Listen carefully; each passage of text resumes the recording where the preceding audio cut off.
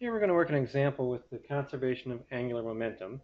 And we're going to look at a problem from last year's final where you're given a rotor-stator combination in a radial turbine as shown. And I'll draw the turbine here in just a second. Water enters the motionless stator at 20 cubic meters per second with no tangential velocity and is deflected 10 degrees as shown. The water then enters the rotor, which turns at 120 rotations per minute, where it is deflected again before exiting at the outer radius. You can assume ideal flow and that the relative velocity exiting each stage is parallel to the blade edge. The radii of the components are shown. Again, I'm about to draw them. And you can assume that the outer radius of the stator is exactly the inlet radius of the rotor, even though obviously in real life there would be a small gap between the two. What we're going to do is the following. Part A, we're going to find the velocity of the water as it leaves the stator. We're going to calculate the torque on the stator. And we're going to calculate the power being transferred at the stator. And then we're going to design the rotor by finding both the inlet and the outlet angles in parts B and C to specified parameters here. So with that in mind, let's draw what the geometry looks like so we can have a better idea of what's going on here. Now, a stator has the same root as static, so by definition, a stator is a motionless part. And in this case, let's see, I'm going to draw it in, here we go, I'm going to draw it in black. So water enters the center of our system, and it goes through the stator, which deflects the flow by 10 degrees. So the stator is not turning at all. The flow, which I'll draw in blue, comes out radially like this, and then it goes through each of the blades and is deflected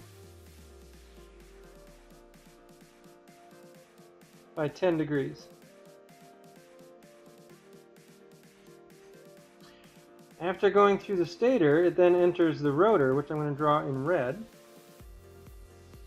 And of course the rotor is rotating.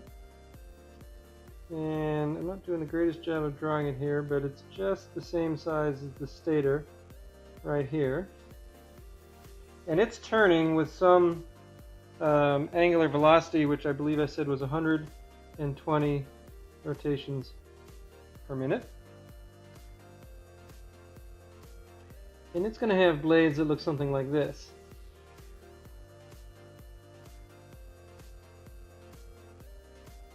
So in part B, we're going to find the angle of the blade here, which I'll call phi1, such that the flow relative to the rotor, so in the moving reference frame of the rotor, is parallel to this leading edge as it comes into the rotor here.